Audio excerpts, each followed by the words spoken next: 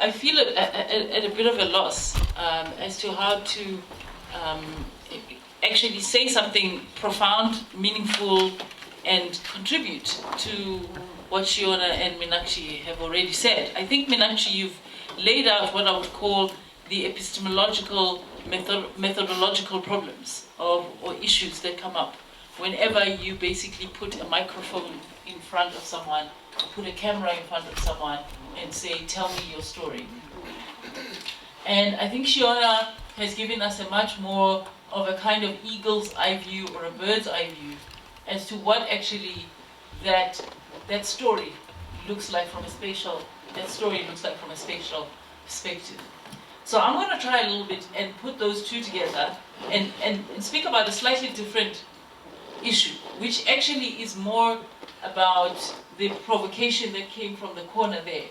Can we really tell these stories without somehow already either creating victims or creating perpetrators and creating binaries? And I think this is one of the things that is always interesting in South Africa, is that when we are called upon to tell our story, we either tell the story from a perspective of despair, or we tell the story from a perspective of elation. You know, it's sort of like, well, why aren't you happy that apartheid is over? So there's that kind of question in which it's a kind of inverted question about euphoria. Well, why aren't you still ecstatic that apartheid ended? And or we choose the anger versus resignation. So the angry people sort of get on with their anger, and then some people almost feel resigned to the fact that they cannot express anger. So as I say, I think we vacillate between these kinds of extremes all the time when we have to tell our story. And what actually interests me about that vacillation is that it reflects what I would say is maybe something that is controversial in view of what the two speakers before me have said, which is that in fact we have done too little.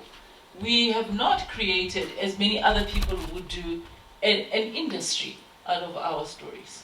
So even though, Shiona, you talk about tourism as a kind of industry around the story, we actually haven't done that much to create an industry around the story of South Africa. So I'll give you the example that I normally give to many of my students, is think about a country like the United States. What is one of the things that you know about the United States? The assassination of John F. Kennedy. Now, why do you know about the assassination of John F. Kennedy? Doesn't matter which generation you were born in. Doesn't matter whether you were around when John F. Kennedy was assassinated. It doesn't matter whether you were born before or after. You simply know that that was a traumatic experience for the country of America. He was one person, shot by one person. And yet, it's a story that basically has spread itself around the world. As I say, there isn't every year there's a film about John F. Kennedy or a documentary about the Kennedys or one of them who was assassinated.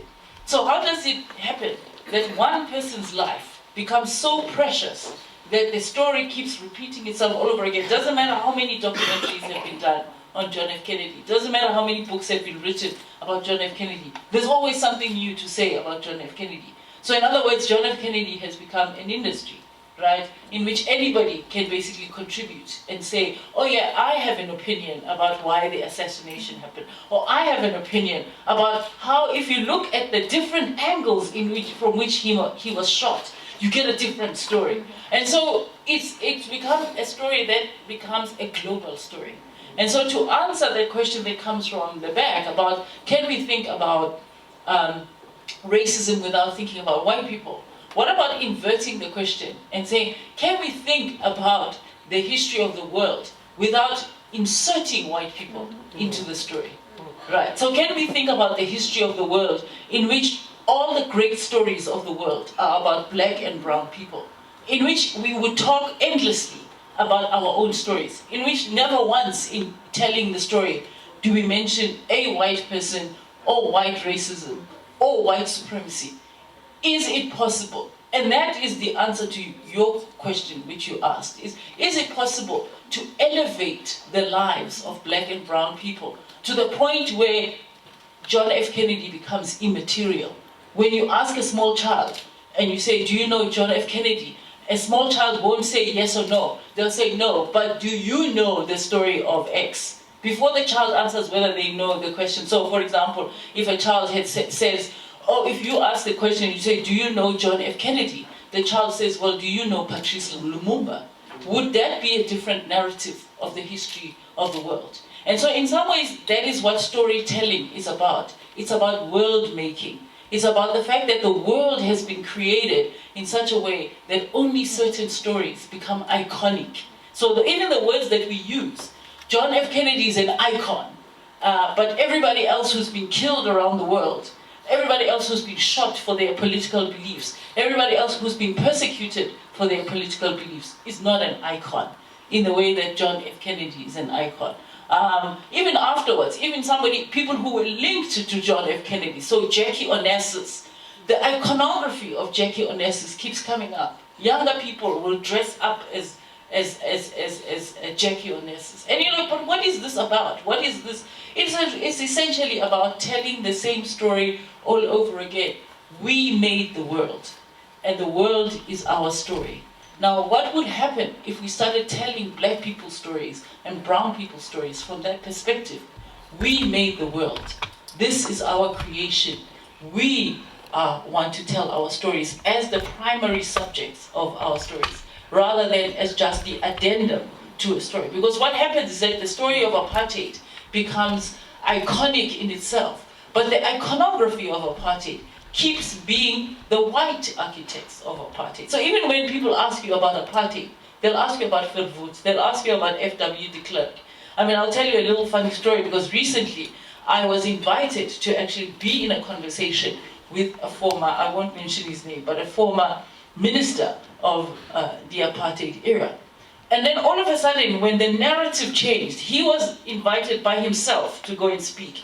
But the people from the university where he was invited tried to change the narrative and say, oh no, we cannot have you alone speaking. Let's have a conversation. Guess what happened? We suddenly got an email saying his doctor has advised him not to travel. I was like, oh, so that's what happens when you suddenly invite other people into the conversation. You suddenly have a heart problem and you can't travel anymore.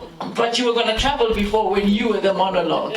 Now when there's a dialogue, you suddenly disappear from the scene. You cannot travel. And he's still alive. So it means at the time it was an excuse.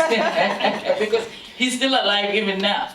So you get those kinds of narratives in which, as I say, there's basically a difference between whiteness, if I can say it that way, as a kind of monologue, in which the very same white people get to talk about themselves endlessly. Even when they are long dead, they still continue to speak, because other white people take it upon themselves to continue the story.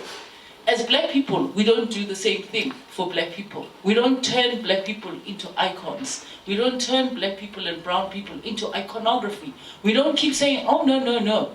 We cannot tell the story of the world until we've told this part of the story about brown people, this part of the story about black people. And so what we end up doing is that every time we construct a sentence about ourselves, we have to include whiteness in the sentence, whatever that sentence is.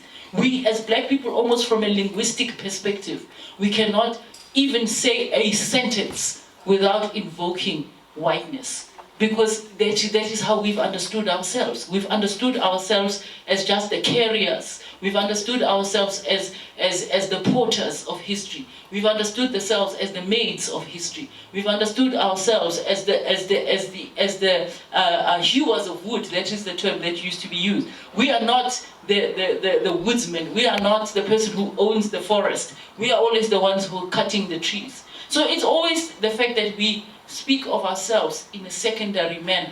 We speak of ourselves in a passive manner. This was done to me. It is never, I did this.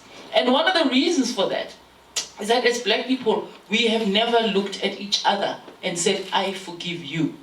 I forgive you for having been passive when I was being oppressed. It's a difficult conversation. So we've never looked at, for example, colored South Africans and said, I forgive you for what you didn't do. And colored South Africans have never looked at us and said, I forgive you for what you didn't do when I was oppressed.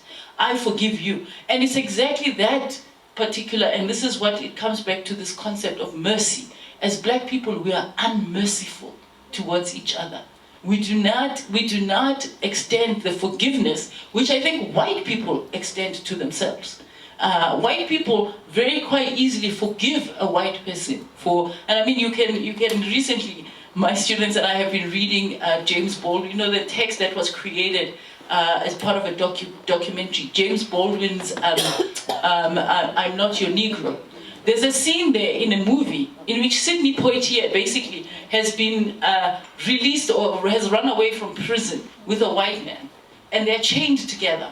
They have a fight, and this is part of the whole thing. They have a fight, and so Sidney Poitier knows that the white man hates him. But when they try to get on a train, Sidney Poitier gets on the train leaves, the white man can't catch the train. And you know what Sidney Poitier does? He jumps off the train.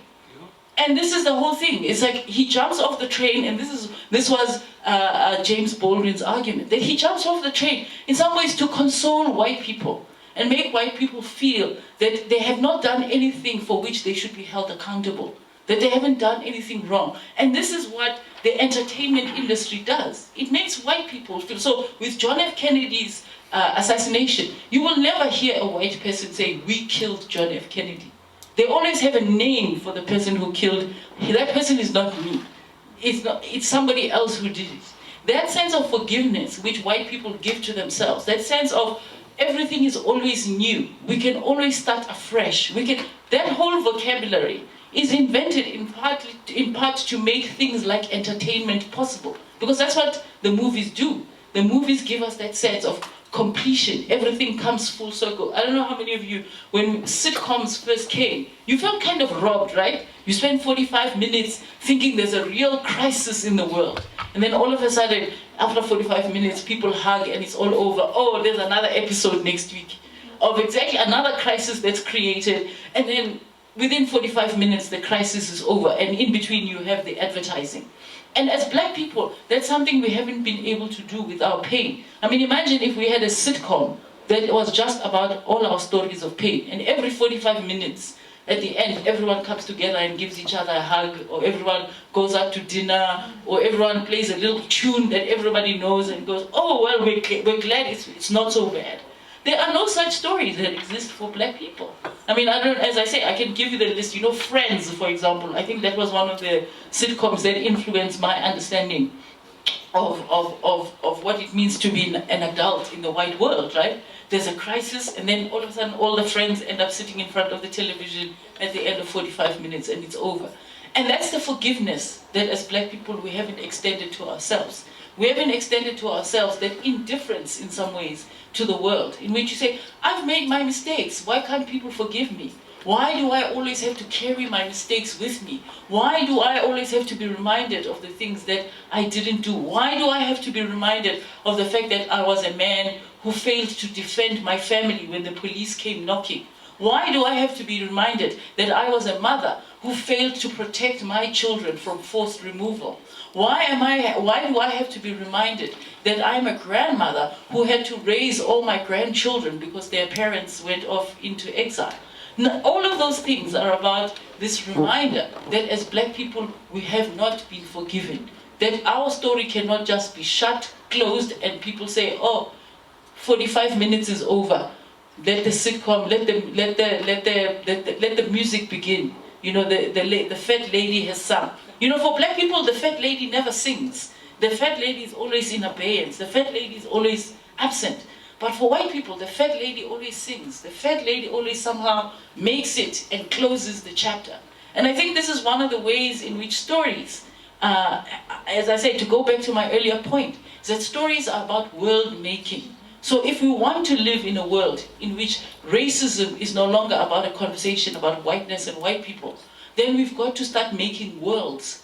We've got to start creating the kinds of stories that make the world. Not just stories that are an addendum to the world. Not just stories that apologize for their existence. I am sorry I have to make you sad. Because this is also, I think, the other part of the history of black people in South Africa. So we feel sorry to tell our stories because we think that the other person will feel sad. "Oh, I'm sorry to make you sad. I'm sorry to ruin your day, but I have a story to tell." Once we stop thinking about ourselves in that way, then we will find a way to speak about race and racism that doesn't involve thinking about white people. We will find a way of actually thinking about white racism in some ways as that sitcom that I was telling you.